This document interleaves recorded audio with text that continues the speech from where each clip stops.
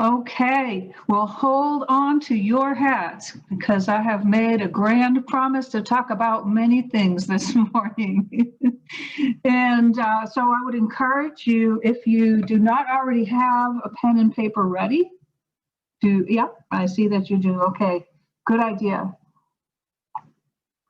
Because there's a lot of good stuff in store this morning.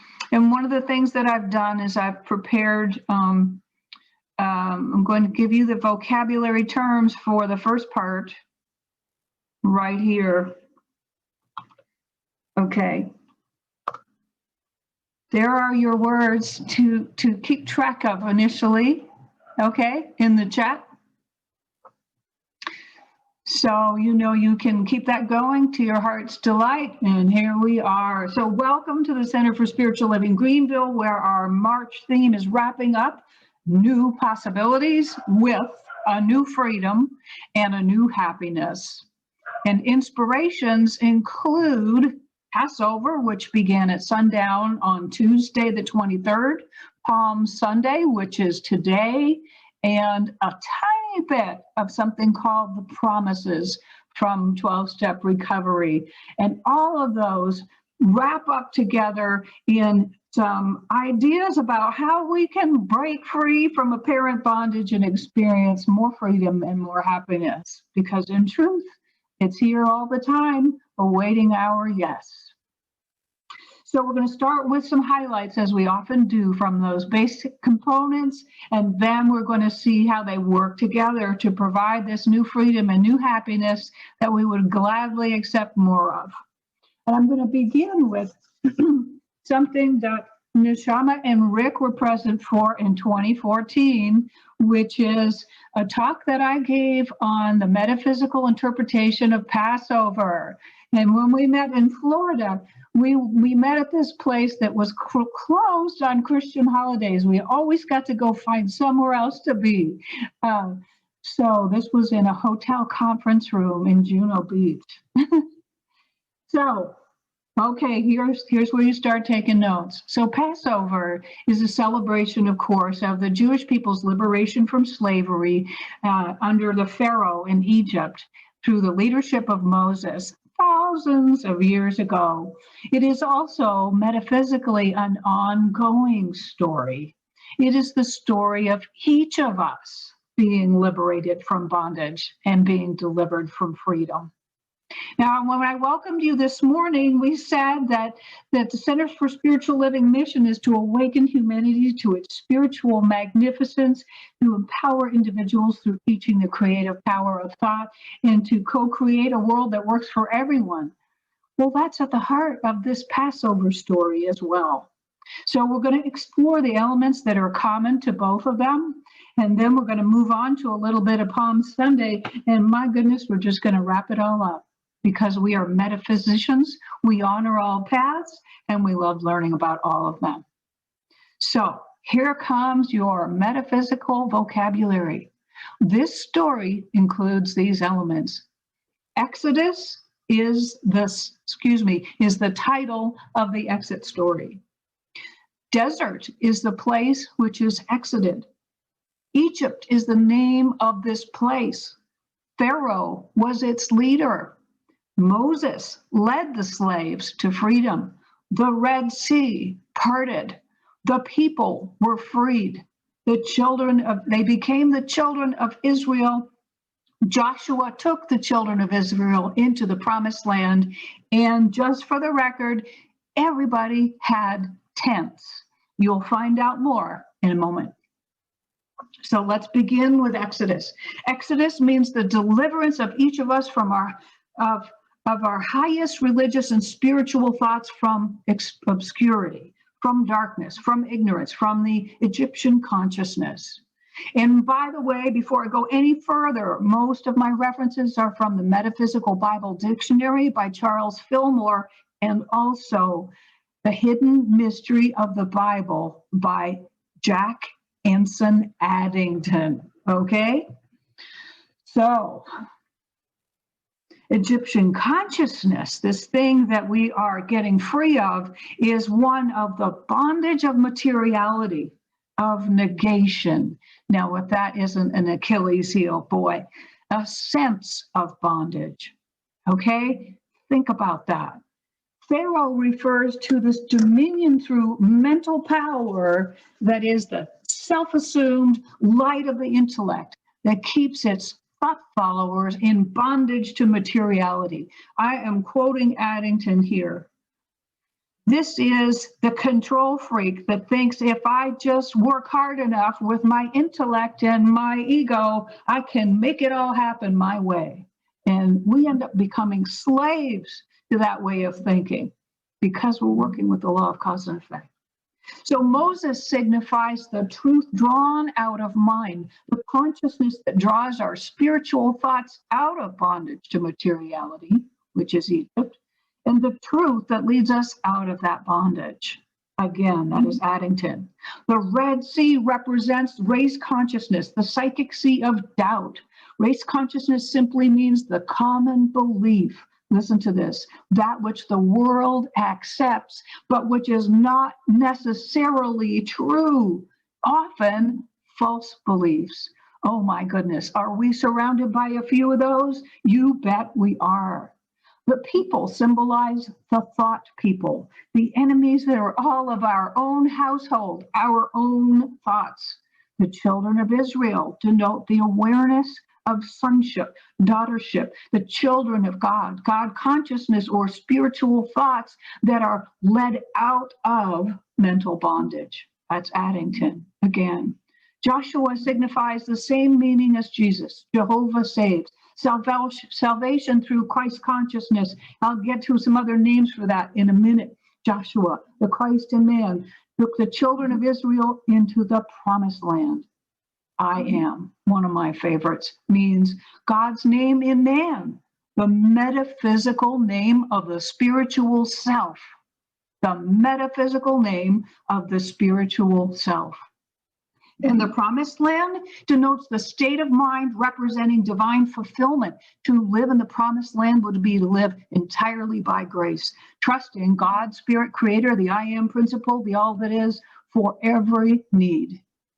Land means consciousness unfolding at different levels, various stages of awareness within the individual. We have lowlands, highlands, fertile lands, wastelands, etc., and they all refer to states of consciousness. Canaan is the lowland, material existence, the subconscious mind, which later, thank goodness, becomes redeemed as the promised land. And like I said, everybody has a tent. A tent signifies a temporary dwelling place. It is a temporary state of mind which can be changed or expanded. It is transitional thinking. And to enlarge the place of thy tent is to expand one's limited thinking. Can you see how this story is our story too? Think of it. To be delivered from the bondage of false beliefs. Now it starts to sound familiar. To not be a slave to the intellect, to be let out of that bondage by truth, to part the seas of commonly held false beliefs and walk right across them. To be recognizing and transforming the enemy thoughts of our own households, clearing them away for our realization of spirit consciousness, recognizing that we are children of the infinite, seeing who and what we truly are. That is what saves us, and it delivers us from a state of consciousness and corresponding experience into one where all our needs are met, and we are fulfilled, and we can trust that everything that we desire and all that we require is there. The lowland becomes the highland, and we enlarge our thinking, and we change our lives. This is our story.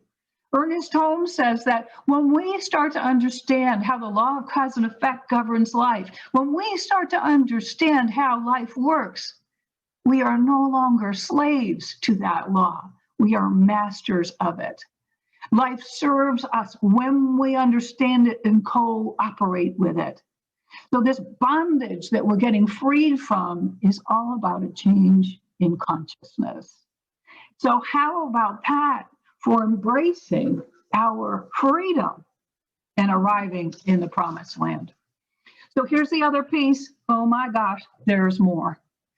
The metaphysical meaning of Palm Sunday has three parts: Jerusalem, Jesus, and palm branches. Now, Jerusalem, as was already mentioned in the beautiful reading from Nona Brooks, is a consciousness of spiritual peace. It is a place within us where that consciousness prevails. You can call it Christ, you can call it Buddha. I love to call it I am. You can call it whatever you wish. It is who you truly are. It is that place within each of us, all of us, where everything works because it is as it is originally designed. It is our place of mastery, of purity, of peace.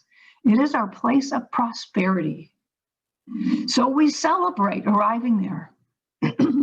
Again, identifying more of who Jesus represents rather than just, celebrating that person. We celebrate the I am principle in us all. This ride into Jerusalem on a donkey's colt rather than a horse, it signifies riding in humility and in peace, dressed in a toga probably rather than armor, again, in humility rather than war, in peace rather than war. There's so much significance in there. You could go with it all day long, so you'll have to do your own research. But it is this final step, riding into Jerusalem in humility, to take the final step before crucifying the personality and the ego, which has tried to control everything with the intellect and run the show and worn itself out and made life hard. This is releasing the lesser for the greater, and this is the final step. Coming into that place where at last error thinking has been conquered, and all that remains is the exquisite perfection and truth of all that is and who we really are and how life can be, because it's how life really is. That's riding into Jerusalem. And spreading the palm branches is something that was done to recognize someone who is holy, someone of high thinking, someone of a higher level of being than normally, in daily life. It is a joyous expression of cooperation with this awakening and gratitude for changed consciousness, celebrating that finally error consciousness has been defeated and cleared away. And palm trees also are significant of an attainment of limitless strength in the physical plane. So what does that mean? That means that we can be freed by, if we just back up and look at all that stuff I just threw at you, we can be freed from a belief that life is hard, that it holds us captive, that we don't have any choice. We can be freed from that and delivered to a place where everything works out, no matter what you call it, promised land, Jerusalem, unit, nirvana, it's your choice. We can be, and we do that by releasing the lesser and embracing the greater, by saying no thanks to that which is false and in error, and saying yes, please, to that which is true and real. We get to cross our Red Sea of doubt. We get to move past all of that raised consciousness of lack and limitation that we just have kind of, gotten stuck in life, and say, wait a minute, despite everything I see around me, I know life is better than this. And we say yes to it. And when we say yes to it, when we understand how life works and we cooperate with it and we let go of our littleness and we trust and we move our feet, we offer ourselves up, all of that good appears, because indeed it was there all along. So that is that path to a new freedom and a new happiness. The last thing that I will share, and I'm not going to read it all because of just way past TMI, is something called the promises. And if you look this up, it's the promises from, I'm going to say it out loud right here on the airwaves, Alcoholics Anonymous. It's called the AA promises. The second one of them is, we are going to know a new freedom and a new happiness. And the gist of these says that when we roll up our sleeves and do this work, every problem will be solved, all needs will be met and exceeded, there'll be more than enough, and life will be awesome. All we need to do is begin and trust, and it will work, because this is how life works. So I'm going to get down off my little soapbox here, and we are going to have an awesome conversation. You may come from a Jewish background, a Christian background. You may embrace one or both of those, or you may say, I prefer to identify myself as a scientist or a naturalist or a combination thereof, or undecided. It doesn't matter. When you expand the scope of your thinking, the place of your tent, your consciousness, you end up in a better dwelling place of the making of your thoughts. We know this. This is what we talk about all day long. So I want to hear from you. I want to know, where in your life are you ready to experience more freedom? Where in your life are you ready to experience more happiness? What does it mean for you to triumph over your small self, the one who doubts, the one who feels bound, the one who thinks less, the one who worries, the one who is unsure, the one who is afraid? And let your higher self, your I am principle, the truth of you, be your way. What might you do with some of the things you learned this morning or before this time? What might you do to access new possibilities, more freedom, and more happiness in your life? So just hang on to all of that. We're going to take a moment to shift gears here and close this part of our program before we open up our conversation. So thank you. Thank you for choosing to dive in this morning. I am so grateful to have you all with us here. And we're going to do our honoring of conscious giving, which is a way that we are supported in the physical universe with what we call currency to create and maintain and expand what we call the Center for Spiritual Living Greenville and its reach. Our honoring of conscious giving includes one easy way to contribute, and that is to text the word give to 864-263-1234. That's 864-263-1234. Type the word give, and you're on your way. We're also going to say an affirmation, an honoring of conscious giving. So let's do that together right now. From this place of unconditional giving, I step into the flow of the abundant universe. I now find myself in harmony with the nature of life. And so it is. And we bless these gifts. We bless these gifts that are pouring in. We bless these gifts that so many of us are receiving and tithing on. We bless these gifts that we are moved to give and to share. They come in all week long, and every one of them is good because they come from life, and life is good, and it's all good. So we recognize the goodness of every single one of these extraordinary gifts. And we say, thank you. We are blessed. They are blessed. And so it is.